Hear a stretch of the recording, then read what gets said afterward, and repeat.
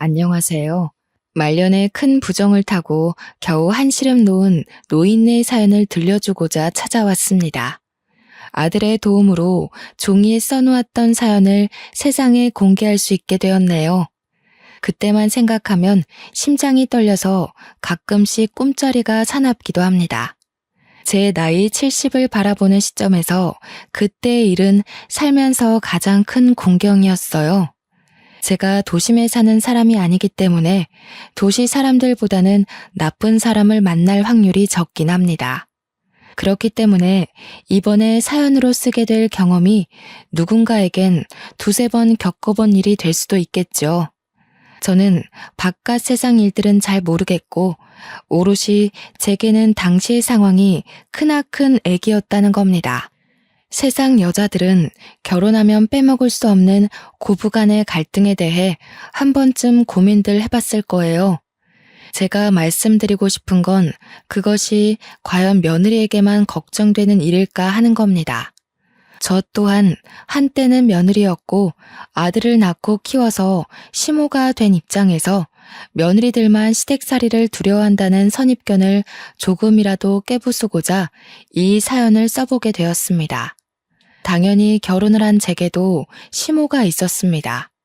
제 시대 때의 결혼 생활은 요즘 세상의 문화와 너무 달라서 감히 며느리가 시모한테 한 소리 얹을 수 있는 입장이 못 되었습니다.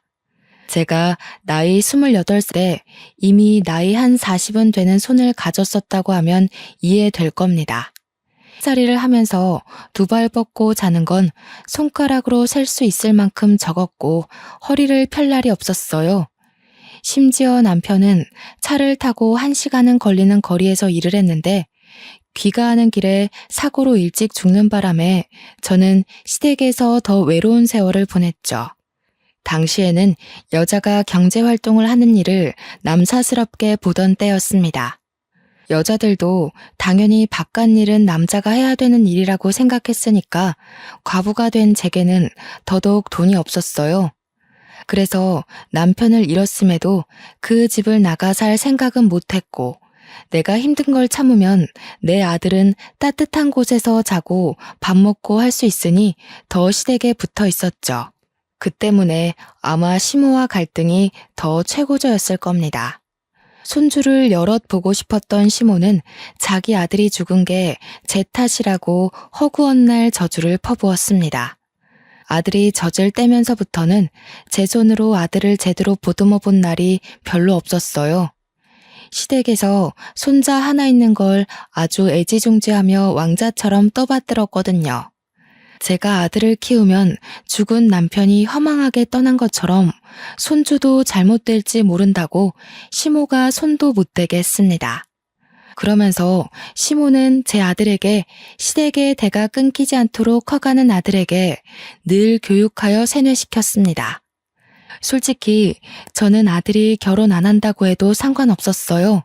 결혼 문화가 이런 거라면 굳이 젊은 청춘들이 잠깐의 행복 때문에 기나긴 불행을 겪을 필요는 없다고 생각했으니까요. 제가 결혼 생활이 지옥 같았기에 제 아들은 남의 집 귀한 딸에게 이런 지옥을 주는 남편이 되길 바라지 않았습니다. 그래서 저는 시모가 죽고 나서부터 아들에게 결혼의 기억자도 꺼내지 않았어요. 시모가 죽을 날을 앞두고 제 손을 잡고서 그런 말을 하더라고요. 손자를 꼭 결혼시키라고 말입니다.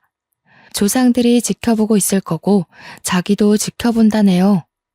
시모가 저에게 이렇게까지 말하는 이유는 제가 언제 한번 아들 장가에 대해 아들 입장에 맡기겠다고 결혼 강요하진 않겠다고 말씀드린 적 있었거든요. 그래서 제가 대를 끊는 원흉이 될까봐 걱정돼서 죽는 그 순간까지 제게 경고하듯 부탁한 걸 거예요. 그것 때문에 시모한테 뺨까지 맞았었는데 그 서름도 시간이 지나니 잊혀졌네요. 시모의 유언에도 불구하고 저는 아들에게 결혼을 언급해 본 적이 없었습니다. 설령 제가 지옥으로 떨어진다고 하더라도 제가 누군가의 인생을 서럽게 만들 시댁이 될 바엔 조상들에게 된통 혼이 나는 게 낫다고 생각했어요. 그런데 그 반항이 제게 정말 지옥을 내려줄지 누가 알았겠습니까? 조상들이 정말로 노했던 건지 저는 제 마음이 갈기갈기 찢기는 벌을 받게 되었는데요. 제가 아닌 바로 제 아들에게 큰 화가 일어난 겁니다. 아들은 경운기 오작동으로 경사 낮은 절벽을 구부러진 적이 있었어요. 그 사고 이후로 아들의 왼쪽 다리는 불구가 되었고 결국 지체장애 등급을 받게 되었다는 거예요. 그때부터 저는 하늘이 정말 무서웠습니다. 후회가 되고 전부 저 때문에 우리 아들이 대신 벌을 받은 것 같아서 괴로웠어요. 떠난 시모가 눈에 불을 켜고 저를 지켜보고 있었다는 것을 그때 처음 실감했습니다. 말도 안 되는 생각이란 걸 알아도 막상 청춘을 펼칠 제 아들에게 화가 생기니 이런저런 망상이 다 들더라고요. 아들도 자신에게 일어난 불행에 대해서 크게 절망을 했습니다. 당시 아들 나이가 고작 19살이었어요. 이제 성인이 되고 제게 물려받을 농산일에 큰 꿈을 가지고 있던 아들입니다. 그런데 하필 다리 장애를 얻게 되는 바람에 앉았다 일어나는 것도 주변 사물 없이 힘들어졌으니 얼마나 상심이 크겠습니까? 아들은 며칠 동안 밥도 제대로 못 먹고 방구석에 박혀 있었어요. 절망에 빠져서 허우적거리는 아들을 볼 때마다 저는 마당에 나가 용서를 빌었습니다. 있는지 없는지도 모를 하늘 위 조상님들에게 제발 우리 아들 좀 살려달라고 눈물로 호소를 했어요. 다 제 잘못이니 차라리 제 몸을 부셔놓고 우리 아들만은 건강하게 살게 해달라 그렇게 빌었습니다. 그런데 참 인생이 신기해요. 기도라고 해봤자 사실은 허공에 대고 제 마음의 위안을 얻고자 감정을 쏟아내는 건데 이게 한 번씩 통할 때가 있단 말이죠. 이럴 때마다 하늘이 제 기도를 들어줬다고 밖에 해석할 수 없는 것 같아요. 제게 그런 기적 같은 일이 생겼다는 뜻입니다.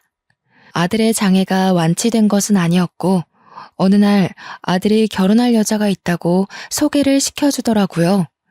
아들이 사고 이후로는 방구석에만 박혀 있었지만 꼭 외출을 했던 경우가 있었는데 바로 병원 가는 날이었어요.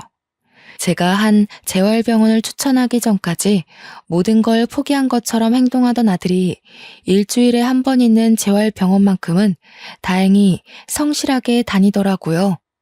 그러면서 어느 순간부터 표정이 밝아지는 게 보이는 겁니다.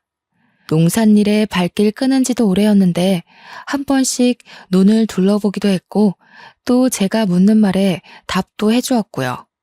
실어증이 걸린 사람 마냥 입을 닫고 살던 아들이 병원을 다니면서부터 조금씩 변화하는 게 보이는데 꺼져가는 촛불이 다시 서는 느낌을 받았습니다.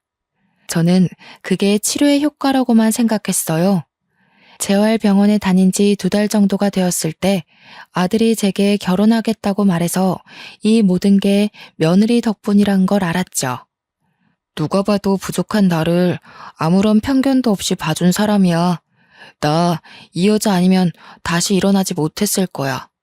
그만큼 나한테 소중한 사람이니까 엄마가 꼭 결혼 허락해줬으면 좋겠어. 너무 고마운 아가씨구나. 엄마 뜻이 뭐가 중요하겠니? 아들이 좋다고 하면 결혼하는 거지. 우리 아들이 아가씨 덕분에 이렇게 기운 차렸다고 하니 내가 무슨 감사의 말씀을 해야 할지 모르겠네요. 정말 고마워요. 내가 해야 했을 일을 아가씨가 해줬네요. 아니에요, 어머님. 저는 그저 기준 씨가 좋아서 곁에 붙어 있기만 했는걸요. 다 기준 씨 스스로 의젓하게 이겨낸 거예요. 며느리는 재활병원에 막 들어간 신입 치료사였고 남편을 담당하는 선생님 옆에서 보조를 하던 치료사라고 했습니다. 며느리의 첫인상은 요즘 화려하게 치장하고 다니는 아가씨들과는 달리 딱 봐도 인상이 순하고 참한 것이 얌전한 성격 같더라고요. 아니나 다를까 얼마나 깍듯한지 저와 대화하는 내내 무릎을 꿇고 있길래 바로 앉으라고 하니까 계속 그 자세가 편하다며 고집하고 있는 거 있죠. 제가 하는 말에 경청도 잘하고 자칫 잔소리로 들릴 수 있는 제 조언도 반응을 잘하는 거 아니겠습니까? 저를 시어머니로 보니까 아무래도 바짝 긴장하고 있는 것 같았어요. 저는 착한 며느리를 보면서 저의 지옥 같던 시댁살이가 문득 떠올랐습니다. 저도 아무것도 모르고 시집을 가서 거의 종살이 하듯 시댁에게 모든 걸 맞춰줬었는데요. 며느리도 저처럼 저희 집에 모든 걸 맞춰줄 것처럼 마음가짐과 태도가 한없이 착하더라고요. 그걸 보면서 며느리도 저처럼 스트레스 받을까봐 얼마나 걱정이 되던지. 저는 과거 제가 받았던 상처를 며느리에게 되물림하지 않도록 노력하기로 했습니다. 며느리는 역시 첫인상처럼 요즘 애들 치고 너무 성실하고 착했습니다. 요즘 젊은 여자들은 과거 여성 분위기와 달라서 자신을 위해 투자하고 야망 가득한 꿈을 꾸잖아요. 그런 세상에서 우리 며느리는 굳이 알아서 자신만의 커리어를 내려두고 집안 살림과 아들의 내조에 신경을 썼어요. 현모양처라고 하던가요? 제 며느리가 딱 그 짝이었습니다. 며느리 힘들까봐 저는 며느리에게 집안일을 일체 시켜본 적도 없고 시킬 생각도 없었는데 며느리가 자꾸만 쉬지도 않고 정돈하고 청소하고 성실히 움직이는 거 아니겠습니까? 아가, 좀 쉬어라. 일주일에 한 번만 닦아도 아무런 문제 없어. 어제도 열심히 닦았으니 다음 주까지는 반질반질 할 거야. 안 돼요, 어머님. 남편한테 어머님 기관지 안 좋다고 들었단 말이에요. 먼지가 아무것도 아닌 것 같지만 얼마나 치명적인데요. 어머님 연세도 있으신데 병원 가는 일은 줄여야죠. 제 아들 챙겨주는 것도 충분히 고마운데 며느리는 제 걱정까지 알아서 해주며 저를 심으라고 어떻게든 모시려고 했습니다. 제가 아무리 며느리를 편하게 해주고자 마음먹어도 며느리가 저렇게 솔선수범 나서는데 어떻게 맞겠어요? 자기가 좋아서 하는 거라고 걱정 말라고 하니까 계속 나무랄 수도 없었습니다. 그래서 제가 선택한 방법은 같이 하는 거였어요. 며느리가 식겁하면서 저를 긋고 말리긴 했지만 나도 내가 좋아서 하는 거라고 그렇잖아도 운동 필요했는데 같이 운동한다고 생각하니까 재밌다고 해버렸습니다. 그랬더니 한날 며느리가 저더러 자기랑 운동 다니지 않겠냐고 하는 겁니다. 저는 그때 처음으로 요즘 세상이 어떻게 돌아가고 있는지 눈으로 볼 수 있었습니다. 며느리랑 백화점을 구경하기도 했고 문화센터 같은 데 가서 일일 수업도 받아보고 미용실 가서 머리도 했어요. 오랜만에 보는 도시 모습은 정말 요란하긴 하더라고요. 한 번쯤 세상 구경한다고 가보는 건 좋았지만 도시에서 살라고 하면 적응은 못할 것 같았습니다. 그래도 며느리 덕분에 도시 구경했더니 기분 전환은 되답니다. 그리고 돌아온 길에 보니까 읍내 쪽에 글 공부 학원이 생겼더라고요. 근방에 아이들보다 노인 수가 많다 보니까 노인을 위해서 만들어진 작은 학원이었습니다. 그걸 보면서 며느리가 저더러 글 공부한 적 있냐고 물어보더라고요. 당연히 그런 걸 했을 리가 있겠습니까? 저는 양성차별이 심하던 시대에서 청춘을 보냈고 저희 친정 부모님도 여자는 선천적으로 공부머리 없다고 책 읽는 것마저 눈치를 줬는걸요. 그러니까 제 말은 글 공부를 하고 싶다는 게 아니라 그냥 할 기회가 없었고 뒤늦게 하기엔 나이가 너무 늙어버려 그런 것에 욕심 없다고 말했을 뿐입니다. 그런데 제 사정을 듣던 며느리가 잘 됐다고 하면서 갑자기 저를 끌고 가는 게 아니겠어요? 그 노인학원을 들어가서 개인사비로 저를 등록해주는 겁니다. 아이고 아가 난 됐다. 내가 지금 나이가 몇인데 글 배워서 뭐 하겠어. 나는 그냥 더 바라는 것 없고 아들이랑 너랑 오순도순 잘 사는 것만 보고 가면 돼. 무슨 소리예요 어머님. 저보고는 요즘 사람치고 너무 야망이 없다고 뭐라도 배우라고 하셨잖아요. 어머님도 요즘 세상에 살고 있는 사람 아니에요? 그리고 글 배워놓으면 앞으로도 다른 사람 찾지 않아도 혼자 우편물 읽을 수 있고, 문자도 읽을 수 있고, 얼마나 좋은데요. 학원은 일주일에 2번만 가면 되는 거라 그리 부담도 없었고, 가더라도 1시간만 공부하다 오면 되는 거라서 몸이 힘든 일도 아니었습니다. 솔직히 공부하고 싶은 욕망은 언제나 마음 한켠에 있었거든요. 하지만 정말 나이 때문에 애써 단념하고 있었어요.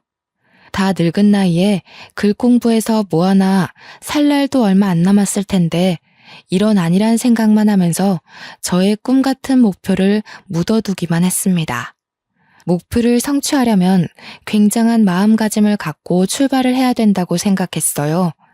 그런데 며느리가 저를 학생으로 덜컥 등록해버렸는데 목표를 향해 출발하는 것이 생각보다 쉬워서 솔직히 당황했습니다. 나이 70 다 되어가면서 그렇게 저 자신을 생각해보고 저 자신을 위해 투자를 해본 건 글 공부가 처음이었어요. 며느리를 만류하긴 했지만 솔직히 진심으로 설렜습니다. 며느리에게 고마워서 제가 용돈으로나마 마음을 표현하기도 했어요. 그때마다 며느리는 제가 주는 돈을 한사코 거절만 하더라고요. 우리 아들도 그렇고 나도 그렇고 너 없었으면 이렇게 웃으면서 못 지냈을 거야. 내가 아들한테 늘 미안한 마음으로 살았는데 너가 우리 아들 옆을 지켜주는 덕에 얼마나 마음이 놓이는지 몰라. 내가 차마 도움이 될 건 없고 딸 같은 마음에 용돈이라도 주고 싶어서 그래. 어머님께 돈 받으려고 그랬던 거 아닌데. 고맙습니다. 어머님께서 저를 정말 딸로 생각하고 주시는 용돈이라고 볼게요. 절대 이거 저한테 보답한다고 주는 거 아닌 거예요? 알겠죠? 저도 저지만 특히 며느리 덕분에 제 아들이 완전히 일상을 회복했어요. 원래는 지체 장애 때문에 아들이 많이 상심하기도 했고 자기 미래는 더 이상 비전이 없다고 절망도 많이 했었다고 했잖아요. 며느리를 만나기 전까지는 그래도 제가 어미로서 자식을 포기하지 않고 최대한 이끌었습니다. 하지만 저도 사람인지라 그러는 사이 저는 저대로 마음이 많이 지쳤었어요. 아들도 그런 저를 보며 자신의 존재를 더욱 죄인으로 보고 절망하던 시기였습니다. 그랬던 아들이 며느리를 만나면서 극적으로 새 인생을 꿈꾸게 되었다는 거예요. 저는 우리 며느리를 제 아들을 살려준 사람이라고 생각합니다. 제게도 제 목숨을 구한 은인이나 다름없고요. 그래서 저는 사실 며느리가 이렇게 잘하지 않아도 며느리에게 더할 나위 없는 고마움을 느꼈을 겁니다. 며느리를 얻은 것만으로도 기적이라 생각했는데 심지어 심성이 이리 착하기까지 하니 얼마나 기쁜지 모릅니다. 저희 세 식구는 그렇게 1년 정도까지 남부럽지 않게 살았어요. 동네도 워낙 작은지라 제가 며느리를 자랑하고 좋아하는 걸 이웃들까지 다 알 정도로 저와 며느리의 관계는 무르익었죠. 며느리는 친정 부모가 섬에 살아서 잘 만날 수 없는 탓에 저를 더 엄마처럼 따랐고 제게 며느리는 그때부터 며느리 이상인 딸 존재가 되었습니다. 저희 가정이 잘 사는 건 아니었지만 그래도 제가 남편 집안에서 물려받은 작물 농사가 나름 수출이 괜찮아서 남들 하는 만큼은 충분히 하며 살았는데요. 제가 나이가 들었다 보니 그 농사를 아들이 아픈 다리를 이끌고 직원들과 함께 가꾸고 있었어요. 아들한테 다시 농사일 좀 봐달라고 부탁하기가 마음에 걸렸는데 아들이 알아서 자기 일로 생각하며 나서주더라고요. 아들이 다시 의기를 가질 수 있었던 이유도 역시 며느리가 주는 용기 덕분이었습니다. 제가 학원 가는 날엔 며느리도 가끔씩 아들과 함께 농사일을 도와주러 다닌다고 합니다. 그렇게 며느리가 생긴 후로 처음 맞이하는 명절이 다가온 날, 며느리가 친정 갈 필요 없다고 시댁에 내내 있겠다고 하는 걸 제가 굳이 설득시켜서 친정을 보낸 날이 있었습니다. 그날이 저에게 충격적인 사건의 시작으로 돌아가게 될 줄은 몰랐어요. 며느리란 기인을 얻고 나서 정말 잘 살아보고자 아들과 함께 힘겹게 의지를 일으켰는데 왜 다시 절망의 순간이 찾아왔을까요? 저희가 뭘 그렇게 잘못했다고 또다시 위기를 던져주는 걸까요? 명절이 지난 후 한두 달 뒤쯤인가 며느리가 우리 아들 아이를 임신했다고 고백을 했습니다. 아들 몸이 불편하기 때문에 손주까지 기대하지 않았던 저는 너무 기뻐서 며느리에게 수고 많았다고 손을 잡고 눈물을 흘렸어요. 그러고 보니 기뻐서 눈물을 흘렸던 건 그날이 처음이었네요. 손주가 생겼다는 것이 인생 통틀어 최고로 행복한 날이었던 거죠. 왜 울고 그러세요? 이러면 제가 더 예쁜 손주 많이 안겨드리고 싶어서 욕심나잖아요. 그런데요, 어머님, 부탁이 있어요. 남편한테는 저 임신한 거 비밀로 해주시면 안 될까요? 내가 좀 주책이었지? 그런데 비밀로 해달라니? 애비도 이 소식 들으면 없는 기운도 생길 텐데 이 좋은 일을 애비한테 알리지 않고. 저도 그러고 싶은데 남편 이번 주말에 처가 도우러 가야 되잖아요. 괜히 저 때문에 걱정 끼치고 싶지 않아서요. 다녀오면 그때 알려주고 싶어요. 우리 아들은 며느리의 부탁으로 그게 불과 3, 4개월은 되는 일이라고 며느리가 미리 말해주었습니다. 당연히 우리 며느리가 저희 집 와서 이렇게 내조 잘하고 살림 잘하며 노력하는데 우리 아들도 사돈댁에 좋은 사이로 도움이 되면 좋겠다 싶어 제가 흔쾌히 허락한 사실이에요. 아들도 자기 처가 도우러 가는 것에 전혀 망설임이 없었고요. 멀리 가는 아들이 혹시라도 타지에서 아이 생각 때문에 발목 잡히거나 마음이 싱숭생숭할까봐 며느리는 그게 걱정되었나 봅니다. 세상 좋은 소식인데 걱정될 게 뭐 있나 싶었던 저는 며느리의 마음이 잘 이해가 안 되었지만 며느리의 여린 마음씨를 알고 있기 때문에 웬만해선 며느리의 말을 들어주고 싶었습니다. 그래서 아들에게 며느리의 임신 사실을 비밀로 했어요. 아들이 떠나는 날 저는 버스에 오르는 아들을 보면서 얼마 후 잉태될 자식을 보고 기쁨을 느낄 아들 표정을 기대하며 배웅했었죠. 그렇게 아들이 떠나고 저는 며느리와 둘이 촌동네에 남아서 마실 삼아 논을 돌며 농사를 관리했고 저는 계속해서 일주일에 2번 학원 다니는 것도 성실히 출석했습니다. 며느리 말대로 제가 원래는 글 읽는 것도 서툴러서 우편물이나 집 관리비나 직원들이 보내는 문자가 오면 꼭 며느리랑 아들한테 대신 읽어달라고 할 정도로 까막눈이었거든요. 그런데 사교육을 받다 보니 이젠 하나둘씩 단어가 보이기 시작하는데 그게 얼마나 짜릿하고 즐거운지 모릅니다. 물론 그래도 한참 못 미치는 언어 수준이라서 며느리에게 자랑까진 못했어요.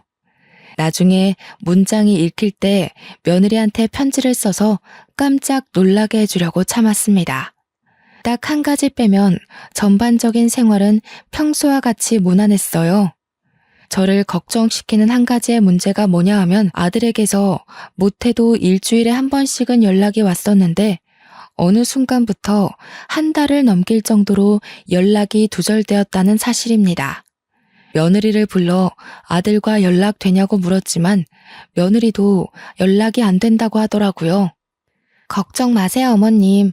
한참 바쁠 시기라서 저희 부모님도 바다 나가시면 연락이 잘 안 되거든요. 퇴근하면 바로 기절하기도 하고요. 기상도 꼬박 새벽 시간이라서 엄청 피곤할 거예요. 그런 거겠지? 애가 다리가 불편해서 어디 일 잘못하다가 물에 빠진 건 아닐까 걱정되네. 우리 아들이 일 하나는 야무지게 하는데 그래도 바닷일은 처음이거든.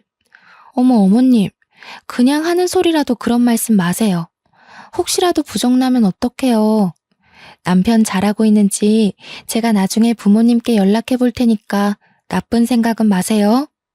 며느리가 안심시켜주고 위로해주는 덕에 저는 이 이상 더 연락하지 않고 아들에게서 연락이 오기만을 기다리고 있었습니다.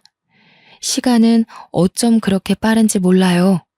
아들과 연락이 두절된 지 몇 달은 넘어갔을 겁니다. 저는 정말로 문장이 익힐 만큼 글 실력이 늘었고 며느리에게 편지를 쓸 수 있는 수준까지 되었어요. 그때가 무려 아들이 떠난 지 반개월째였던 걸로 기억합니다. 제가 그나마 마음을 놓을 수 있었던 건 아들이 제겐 연락 없더라도 며느리한테는 연락을 줬기 때문이었어요. 며느리가 아들 소식을 중간중간 저한테 대신 전해줬거든요. 바빠서 저한테까진 연락할 여유가 없고 통화 시간이 부족해서 며느리한테만 안부를 전해야만 한다고 그랬다더군요. 그때 조금이라도 의심을 했어야 하는 건데 바보같이 저는 안심을 해버렸습니다. 오히려 저 대신 아들을 그렇게 신경 써주는 며느리가 있어서 항상 고맙게만 생각했죠. 그러니 학원에서 주고 싶은 사람에게 만들라던 꽃과 편지도 며느리 것만 만들었었어요. 제 실력을 보고 놀랄 며느리 얼굴을 상상하면서 그날 기쁜 마음으로 하원했습니다. 며느리는 제가 하원하는 시간을 알기 때문에 다른 곳에 일을 나갔더라도 항상 시간 맞춰서 마중을 나오곤 했어요. 그런데 그날따라 며느리가 코빼기도 안 보이더라고요. 당연히 수고 많았다고 내다볼 줄 알았는데 며느리 방해가 노크를 하고 문 열어봤는데도 없었습니다. 일보러 나갔다가 늦을 수도 있는 거니까 그러려니 하고 며느리 방을 나오려고 했어요. 근데 마침 제 눈에 의아한 것이 하나 들어오더라고요. 방바닥 구석에 종이 여러 장이 어질러져 있었는데 정리 안 된 물건인가 싶어서 제가 어디 한 곳에 모아놓으려고 잠깐 봤거든요. 근데 제가 이젠 글을 읽을 줄 알잖아요. 워낙 어려운 단어들이 많길래 눈으로 대강 훑는데 종이마다 제 이름이 적혀 있더라고요. 제 이름은 글 공부하기 전부터 읽을 줄 알아서 대충만 훑어도 충분히 알 수 있었습니다. 내 이름이 여기 왜 있을까 싶어서 곰곰이 종이를 들여다보는데 언제 들어온 건지 며느리가 제 손에 든 종이들을 획 뺏어가더라고요. 어머님, 지금 뭐 하시는 거예요? 왜 남의 방을 염탐하고 계세요? 남의 방에 함부로 들어오시면 어떡해요? 남의 물건에 손은 또 왜 대시고? 아무리 가족이라지만 서로 예의는 지켜야 되는 거 아닌가요? 저는 그날 며느리의 불같은 성화를 처음 마주했습니다. 당연히 제가 실수했다고 생각해서 며느리한테 황급히 사과를 하고 얼른 제 방으로 넘어왔어요. 나중에 저녁 먹을 때쯤 며느리가 뒤늦게 제 방문을 두들기더라고요. 다시 제가 알던 점잖은 며느리의 모습을 하고서 저한테 사과를 했습니다. 죄송해요, 어머님. 제가 남이 제 물건 손대는 걸 별로 안 좋아해서 말 실수했어요. 아무리 그래도 어머님한테 그렇게 성내면 안 되는 거였는데 정말 죄송합니다. 아니야. 내가 잘못했지. 네 말대로 내가 허락도 없이 내 것도 아닌 물건을 만졌어. 너한테 오죽 중요한 물건이었으면 그랬겠니? 너도 많이 놀랐지? 앞으로는 이런 일 없게 조심하도록 하마. 저와 며느리는 그렇게 화해를 하고 다시 사이좋게 저녁상 앞에 앉았습니다. 그런데 말이에요. 그날 저녁을 먹고 며느리와 밤 산책을 한 뒤 다 늦은 밤 잠자리에 누웠는데요. 기분 나쁠 정도로 며느리가 뺏어간 그 종이가 계속 눈앞에 아른거리는 겁니다. 그 정체 모를 종이들 때문에 도통 잠에 들기가 힘들었어요. 거기에 분명 큰 글씨로 위임장, 근저당권 신청서 이런 게 써져 있었거든요. 어려워서 몇 번이나 반복해서 읽었는데도 그 뜻을 모르겠더라고요. 그리고 또 계속 거슬리는 건 며느리가 분명히 자기 물건이라고 했는데 제 이름이 써져 있었다는 거예요. 며느리 물건인데 제 이름은 왜 필요했던 걸까요? 도대체 저 어려운 단어들이 의미하는 바는 뭐일까요? 그것들이 그날 밤 내내 저의 머릿속을 괴롭혔습니다. 누구에게 속 시원히 듣지 않으면 계속 찝찝하게 남아있을 단어들이었죠. 결국 밤잠을 설친 저는 다음날 며느리에게 학원에 두고 온 짐이 있다고 거짓말을 한 뒤에 잠깐 외출을 했고, 학원에 가서 글공부 선생님한테 그것에 대해 물어봤습니다. 아, 만약 어머님께서 토지 재산을 가지고 있다고 가정해보면요. 그 토지를 담보로 대출할 때 준비해야 되는 서류들이에요. 위임장의 경우는 어머님이 대신 대출 신청을 못할 일을 대비해 다른 사람에게 권리를 위임한다는 증명서고요. 대출이요? 나는 대출할 일이 없는데. 그런 종이들 속에 내 이름이 있으면 그거 내가 허락했다는 의미가 되는 건가요? 그렇죠. 어머님 앞으로 대출이 되는 거예요. 담보로 대출을 할 정도면 꽤 큰 액수겠는데요. 근데 그런 건 어디서 듣고 오셨어요? 저는 처음엔 선생님이 설명해 주는 것을 바로 이해하지 못했습니다. 대출에 관련된 서류를 왜 며느리가 가지고 있고 왜 나한테는 말도 없었으며 뭐 때문에 내 땅을 담보로 돈을 빌린 걸까 하나도 시원하게 알아채는 것이 없었죠. 그저 이게 다 사실일까 싶어서 복잡한 생각에 혼란스럽기만 했습니다. 선생님은 제 표정을 보고 더 놀랐는지 혹시 무슨 일 있냐고 바로 물어보더라고요. 저 스스로도 정리되지 않은 일들이라 선생님한테 무어라 설명도 못하고 일단 나중에 다시 오겠다고 한 뒤에 집으로 돌아갔습니다. 며느리는 또 집에 없었습니다. 기회라고 생각했어요. 저는 저번처럼 며느리 방을 몰래 들어가 그때 그 서류들을 찾아봤습니다. 방이 그렇게 큰 것도 아니었고 가구가 많은 것도 아니었거든요. 그런데 이번에는 아무리 뒤져도 서류들이 안 나오는 겁니다. 그렇게 수납장과 옷장을 뒤지다가 알게 된 건 서류가 아니라 며느리 짐이 없어졌다는 거였습니다. 순간 등골이 오싹해지더라고요. 한참을 며느리 방에 서 있다가 급하게 며느리한테 전화를 해봤어요. 두세 번 전화를 해도 며느리 전화가 꺼져 있다고만 하더군요. 도대체 이게 무슨 일인가 싶었습니다. 제가 생각하는 상황이 맞나 의심도 되었어요. 선생님 말대로 며느리가 가진 서류가 대출 관련 서류라면 제 앞으로 그 대출금이 떨어졌다는 거잖아요. 그 생각이 들자 저는 이럴 게 아니라 은행에 가서 제 대출 현황을 알아봐야겠다고 생각했습니다.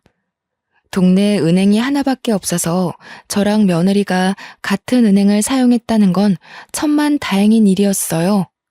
은행 가서 제 앞으로 된 대출 현황을 조회해보니 세상에나 무려 4억의 돈이 빠져나가 있었지 뭡니까. 충격받은 저는 크게 뛰는 심장을 부여잡고 은행원에게 따졌습니다. 이게 뭐예요? 선생님, 이거 제가 빌린 거 아니에요. 당사자가 맞는지 신분증 확인도 안 했어요? 이거 다 물러주세요. 저는 이런 돈 빌린 적 없습니다. 제 말에 당황한 건 은행원도 마찬가지인 듯 했습니다. 은행원은 그저 위임장을 받고 절차대로 했을 뿐이라며 제게 증거 자료도 보여줬어요. 위임장에는 제 도장이 찍혀 있었고 며느리 이름과 제 이름이 나란히 기재되어 있었습니다. 며느리가 제 인감 도장까지 훔쳤나 봐요. 이러니 제 사정을 모르는 은행에선 절차대로 했을 뿐이라는 말 사실 맞잖아요. 제가 은행에서 해결할 수 있는 건 아무것도 없었습니다. 금방이라도 무너질 것 같은 다리를 버티며 은행을 나온 저는 일단 다시 집으로 돌아갔습니다. 그러자 그때 저랑 친하게 지내던 부동산 아줌마가 어머니 하고 튀어나와서는 여느 때처럼 저를 반갑게 부르더군요. 아유, 우리 어머니 누가 마음 좋은 거 모를까봐. 며느리를 끔찍이 아끼는 것 좀 봐. 어쩌자고 부동산 명의를 며느리 앞으로 돌렸대. 며느리 자랑 끔찍하게 하더니 집까지 내줄 정도로 애가 그렇게 착해요? 아니면 손주 생긴 기념 선물인가? 그게 무슨 소리예요? 명의가 어쩌고 어째요? 내 부동산 재산 말하는 거요? 그 며느리 이름으로 돌아갔다는 말이에요? 제대로 말해봐요. 에? 나도 제주도 놀러 갔다 와서 소식 몰랐는데 얼마 전에 어머니 농사 일하는 직원 있잖아요. 거기서 키 좀 큰 아저씨. 그 사람이 그러던데. 그 소리를 듣자마자 저는 인사도 못하고 당장 저희 농사 직원들에게 갔고 부동산 아줌마가 말했던 직원을 찾아서 제가 들은 사실에 대해 물었습니다. 사장님 아시는 거 아니셨어요? 며느님께서 이제부터 기아집 집주인 자기라고. 자기 말이 곧 사장님 말씀이니까 자기 말대로 하면 된다던데. 사장님이랑 이미 의논된 일이고 사장님이 며느님한테 다 위임했다고 들었어요. 그러면서 길게 일하고 싶으면 사장님 귀찮게 하는 일 없도록 하라고 하던데요. 며느리가 나한테 말하지 말라고 했다는 거지? 아이고 세상에, 이게 무슨 일일까? 나는 그런 적이 없어. 아무래도 내가 며느리한테 사기를 당한 것 같아. 아이고 심장이야. 저는 그제서야 며느리가 제 재산을 삥땅 쳤다는 걸 실감했고 직원의 도움으로 그대로 경찰에 신고를 했습니다. 그때까지도 며느리는 집에 나타나질 않았어요. 제 생각에는 제가 며느리의 서류를 발견한 그날 며느리는 이미 도망치기로 마음을 먹었던 것 같습니다. 제가 글을 읽을 줄 안다는 걸 눈치챘나 봐요. 제가 방에서 그 서류가 뭐였을까 고민할 때 며느리는 도피할 준비를 하고 있었겠네요. 직원들이 제 곁을 같이 지켜줘서 저는 경찰한테 아는 대로 최대한 증언을 할 수 있었습니다. 뒤죽박죽이었지만 모든 사실을 밝힌 저는 경찰과 함께 집으로 돌아갔고 경찰들은 며느리 방을 뒤졌어요.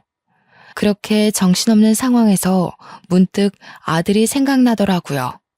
며느리가 그렇게 도망을 가버렸다면 사돈댁에 가 있는 내 아들은 어떻게 되는 거지? 싶어서 금세 불안감이 증폭되었습니다. 저는 경찰한테 가서 우리 아들 좀 찾아달라 급하게 사정했어요. 경찰과 함께 서해 가서 아들 폰을 위치 추적했거든요. 그런데 경찰 말이 제 간을 떨어뜨리고 말았는데요. 아들 폰에서 추적이 중단된 지가 몇 개월 되었다고 하는 거 아니겠습니까? 경찰이 말해주는 시기가 언제랑 일치했냐면 저와 아들 사이에 연락이 끊기고 며느리가 대신 아들의 안부를 전해줄 때랑 같았습니다. 그렇다는 건 그때부터던가 그보다 전부터이던가 아들에게 위험이 생겼다는 거 아닙니까? 경찰 말로는 만약 제가 증언한 모든 말들이 사실로 판명된다면 아들의 위치가 불분명해진다는 것 또한 며느리의 계략일 거라고 했습니다. 그 얘기를 듣는데 다리에 힘이 확 풀려버리더라고요. 실수는 내가 했는데 왜 또 우리 아들에게 화가 내려졌는지 저는 하늘을 원망했습니다. 모든 게 며느리의 짓이라는 것이 밝혀지는 데는 그리 오래 걸리지 않았습니다. 며느리가 그렇게 막 용의주도하진 않았거든요. 아마 제가 늙은 노인이라서 쉬운 상대라 생각했기 때문에 빈틈을 많이 만들지 않았나 싶습니다. 동네 사람들까지 제 사정을 알고 같이 도와주기 시작했고 저는 덕분에 긴 시간 들이지 않고서 며느리를 잡았다는 소식을 들을 수 있었어요. 경찰서에 갔더니 며느리가 웬 험상궂게 생긴 아저씨랑 같이 앉아 있더라고요. 이 두 사람이 김현숙 씨의 재산을 빼돌려서 중국으로 도피하려던 걸 잡아왔어요. 조사해보니까 사문서 위조에 땅 문서까지 훔쳤네요. 증여계약서도 다 거짓으로 작성해놓고. 그러니까 둘은 원래 연인 사이이고 저 배불뚝이 아저씨의 계략으로 며느리가 우리 집에 시집와서 재산 빼돌릴 목적으로 우리 장애 아들을 깨웠던 것이었어요. 야 이년아, 내가 너를 어떻게 생각했는데? 아들보다 더 믿고 아들만큼이나 아꼈는데 네가 어떻게 나한테 이러니? 너 그럼 이 임신 뭐야? 이 아이도 설마 우리 아들이 씨가 아니라 저놈 씨야? 이 썩을 놈들, 내 아들은 어쨌어? 그래서 내 아들 어디로 보냈어?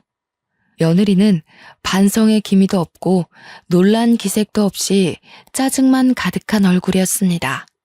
고생해서 차린 밥상이 엎어진다면 딱 그 표정일 것 같더군요. 제가 며느리를 잡고 흔들자 며느리가 제게 욕을 하면서 제 손길을 확 뿌리치는데 정말 다른 사람 보는 줄 알았습니다. 그래도 저와 동행해준 이웃분들이 중심 못 잡는 저를 붙잡아주고 저를 대신해서 며느리한테 욕해준 덕분에 저도 용기를 더 낼 수 있었어요. 며느리의 등짝을 계속 패며 원망했습니다. 경찰이 말리기 전까지 저희끼리는 무척 난장판이었죠. 결국 며느리와 배불뚝이 아저씨는 그 자리에서 구속이 되었어요. 중국으로 도피하다 붙잡힌 거라서 아직 제게서 앗아간 재산을 쓰지 못한 상태였던 건 정말 하늘이 도와준 운이었어요. 정말 다행히도 저는 저의 재산을 고스란히 돌려받을 수 있었습니다. 그리고 며칠 뒤 엄청난 수소문 끝에 우리 아들을 찾았다는 소식을 들었는데요. 저는 또 경찰서를 방문했습니다. 그곳에서 근 6, 7개월 만에 만난 아들을 얼싸 안았어요.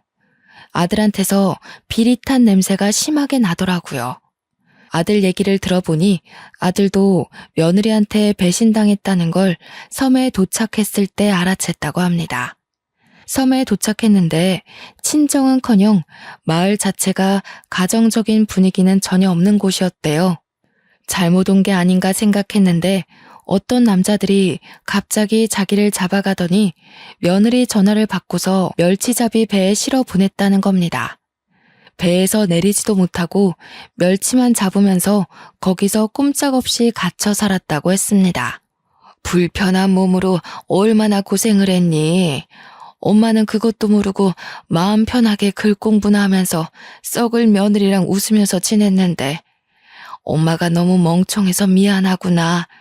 내가 감히 너한테 무슨 짓을 한 거니? 저는 죄책감에 아들을 보듬어 안아주며 미안하다고 자책의 눈물을 흘렸습니다. 솔직히 아들이 저를 용서해 줄 거란 기대도 안 했고 아들이 예전처럼 이대로 좌절해버릴 줄 알았어요. 결국 자기는 장애인 몸으로 아무런 희망도 가질 수 없는 사람이 맞다면서 삶을 완전히 포기할 줄 알았습니다. 그런데 아들은 오히려 그날 이후로 독하게 마음을 먹더라고요. 억울한 일을 겪어보니까 자신이 얼마나 무지한 사람인지를 깨우쳤다면서 장애를 가진 것이 불행이 아니라 자신 스스로를 지키지 못하는 게 바보라는 걸 알았다고 하더군요. 앞으로는 속수무책 당하는 일 없도록 힘을 기를 거라면서 재활을 더 열심히 다녔고 농사일도 적극 일으켰습니다. 그리고 최근에는 아들이 공부도 시작했어요. 아는 것이 힘이라는 걸 제대로 느끼긴 했나 보더라고요.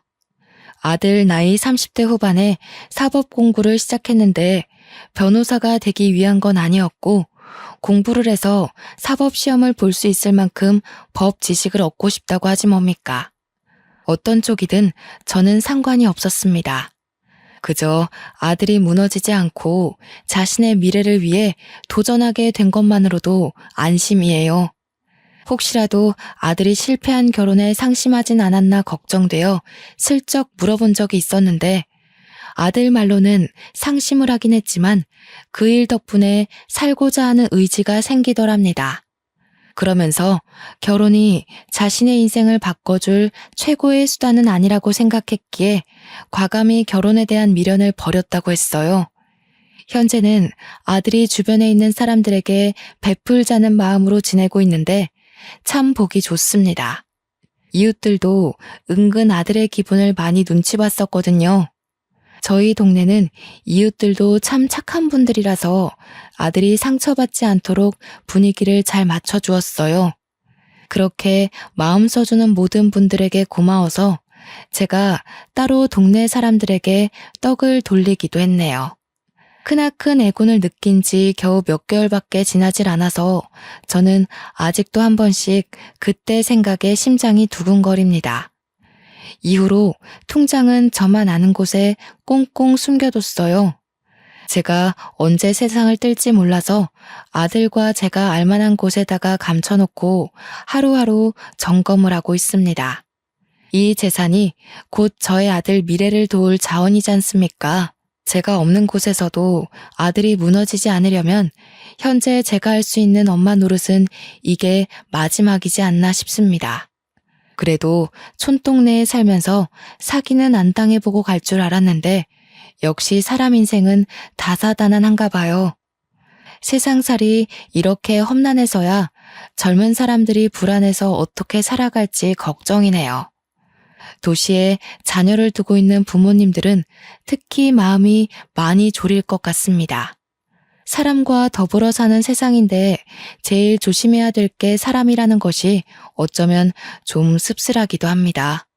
갈수록 세상이 각박해지는 것 같아 늙은이로서 염려가 많이 돼요. 그저 평안하게 살다가 가는 것이 가장 좋으련만. 작은 범죄도 벌벌 떨릴 정도로 무서운 저는 병원 일이 아니고서야 아마 이제 도심으로 나가볼 일은 없을 것 같습니다. 그러니 건강관리도 잘해야겠죠. 모두들 항상 건강하고 또 조심해서 지냈으면 합니다. 할머니다 보니까 잔소리가 많았네요. 들어주셔서 고맙습니다.